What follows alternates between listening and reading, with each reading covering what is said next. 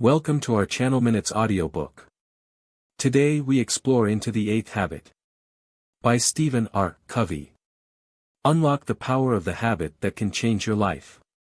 We know about the 7 wonders of the world, unparalleled in their beauty and historical significance.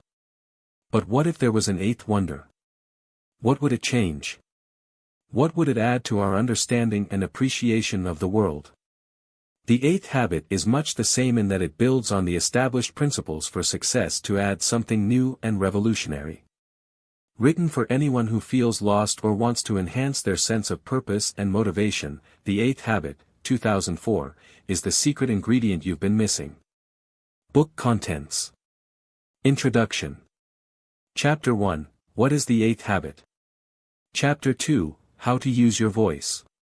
Chapter 3, Take action. Chapter 4, Conclusion. Introduction. The popular acronym GOAT stands for Greatest of All Time.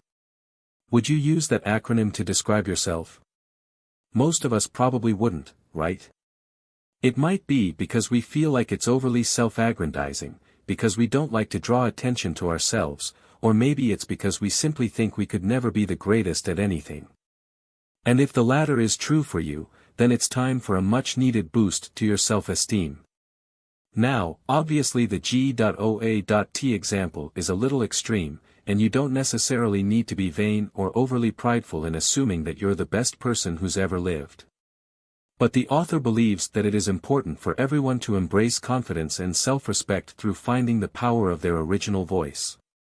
To embrace the power of your voice is to recognize that you, your ideas, your thoughts, and your opinions, have value and that you can use your voice to change the world. Maybe you're not the greatest of all time, but you're still powerful. You're still awesome. And you can use your voice to make a difference. In fact, although we most commonly think of the term influencer in connection with popular Instagram personalities, the truth is that we are all influencers whether we realize it or not. One way or another, we influence the people around us, communicating our goals and values to others through the examples we set. The question is, how are you using your voice to impact others? And what if you feel like you haven't even found your voice yet? Over the course of this summary, we'll examine the author's theories on both of those topics and learn the secret to harnessing the power of your voice. Chapter 1, What is the 8th Habit? If you find yourself asking this question, you might also have a follow-up question: if there's an 8th habit, what were the first 7? What did I miss? But don't worry, you didn't miss anything. This book's title is a nod to its predecessor, the author's first book, The 7 Habits of Highly Effective People. And after he outlined these wildly popular 7 habits, he wanted to devote a second book to the development of an 8th. So, that's how the 8th habit got started. But now that we know how the 8th habit originated, let's take a look at what it means. As we discussed in the introduction, at its core, the 8th habit is all about finding your voice. But how do you do that? And why is it so important? To answer this question, the author invites you to turn your attention to some of our society's most pressing questions. For example, have you ever felt like you're just not original enough? Like what you have to say would just get lost in the noise of the wider conversation? A lot of people feel this way, and it's all because of the prevalence of social media and technology.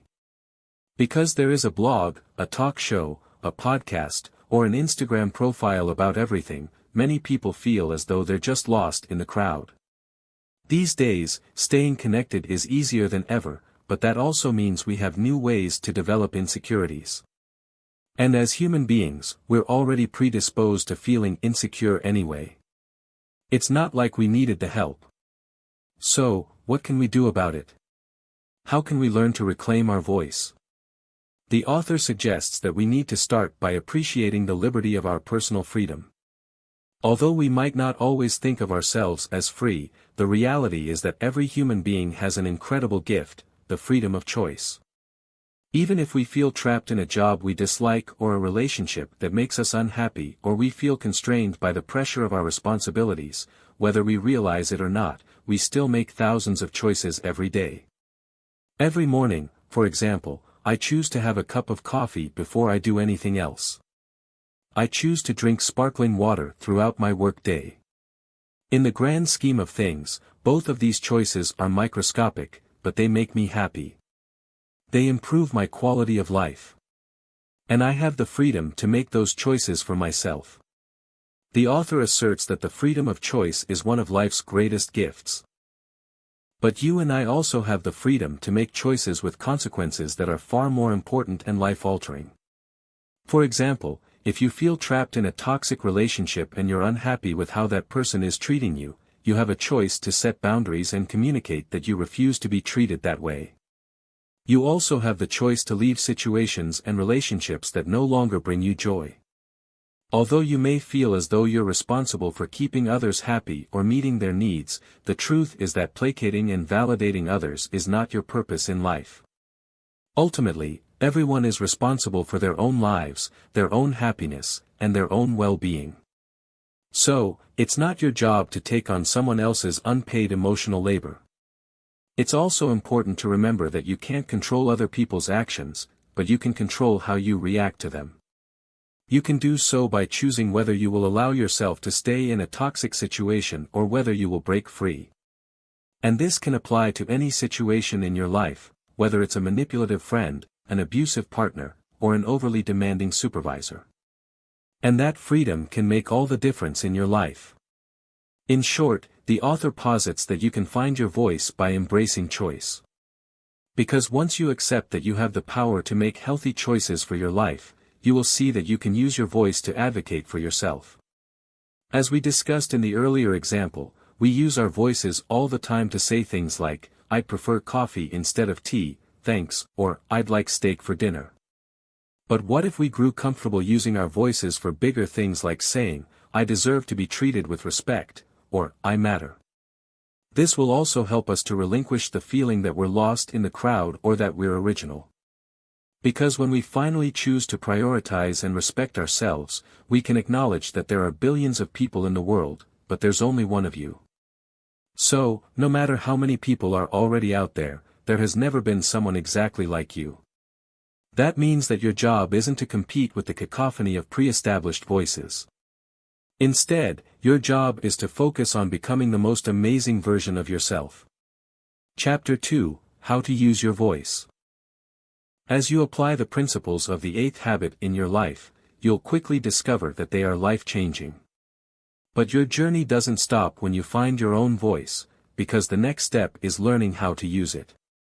To learn how you can use your voice, let's return to our previous example about influencers.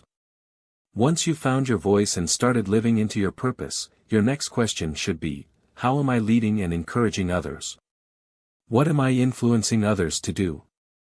According to the author's principles, your job as an influencer is not to motivate others to live exactly like you do or to encourage them to copy your choices, but rather to model healthy behavior and set a positive example for others to follow. In short, your job is to be a leader.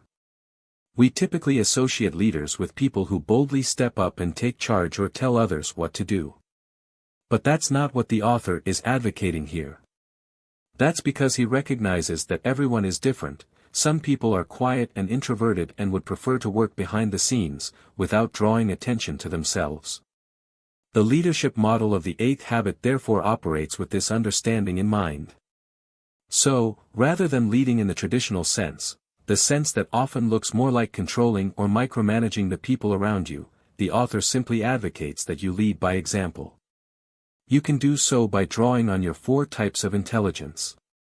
Although some people might be more gifted in one area than another, everybody is born with 4 intelligences and we can develop these skills to improve our character and our leadership abilities. Physical intelligence is perhaps the most basic one. It's the internal regulation system that allows our bodies to function properly. Although we don't have much influence over this type of intelligence, we can strengthen our relationship with our bodies through physical exercise and mindfulness, both of which will help us stay in touch with our bodies and be comfortable in our own skin. The next type is spiritual intelligence. This element is often neglected in the chaos of our busy lives, so it's especially important that we take time to develop it. You can think of your spiritual intelligence as your moral center. It's the part of you that houses your core values, your understanding of ethics, and the principles that guide you. So, if you want to be a good person who makes the world a better place, get in touch with your spiritual self. Next in the lineup is our mental intelligence. Although we might assume that this is simply related to our IQ, it's actually a little more. IQs vary from person to person, but no matter how smart you are, everybody has the ability to think about problems and make decisions. Everybody can engage with stimuli and form a response. So, develop your mental intelligence if you want to be sharper, stronger, and more productive. And last but not least, we have emotional intelligence. Emotional intelligence is what helps us understand ourselves and others. And even though feelings can be complicated and stressful at times, we need them to connect and relate to others.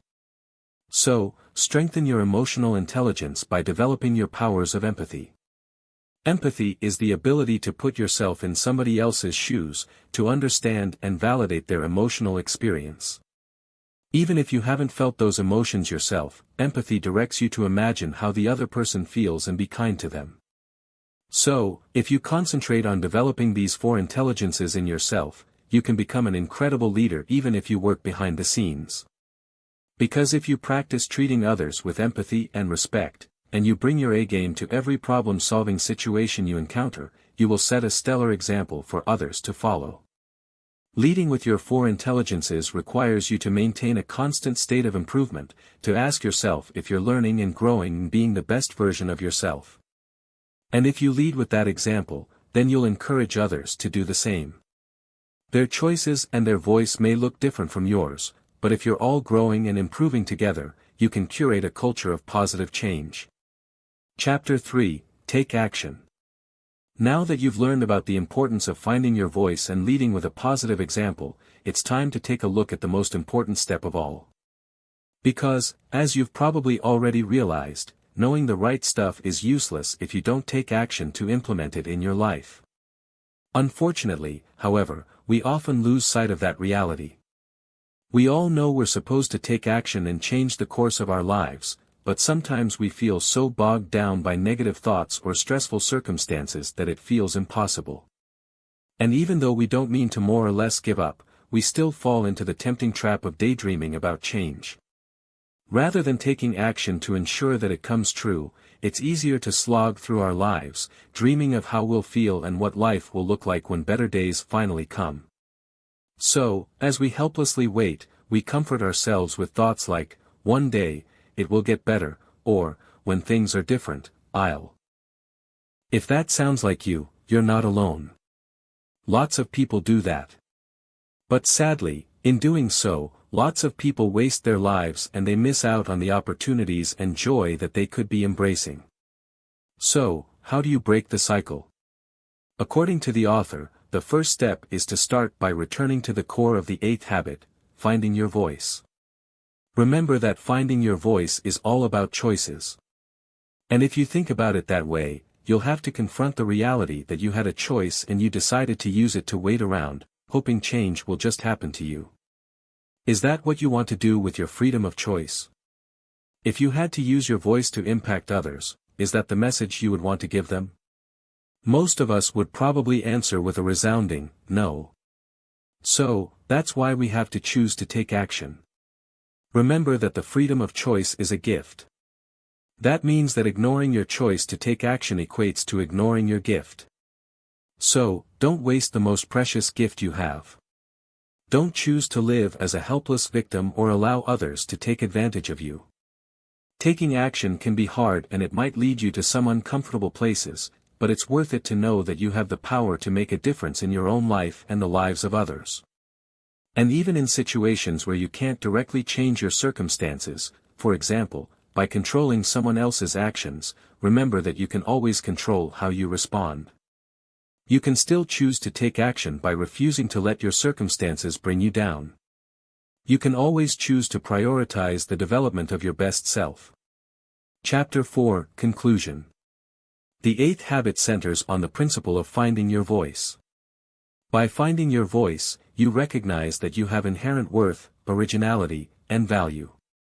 Accepting and living into this truth is a powerful boost for your self-esteem, and it can motivate you to completely turn your life around. But once you find your voice, don't stop there.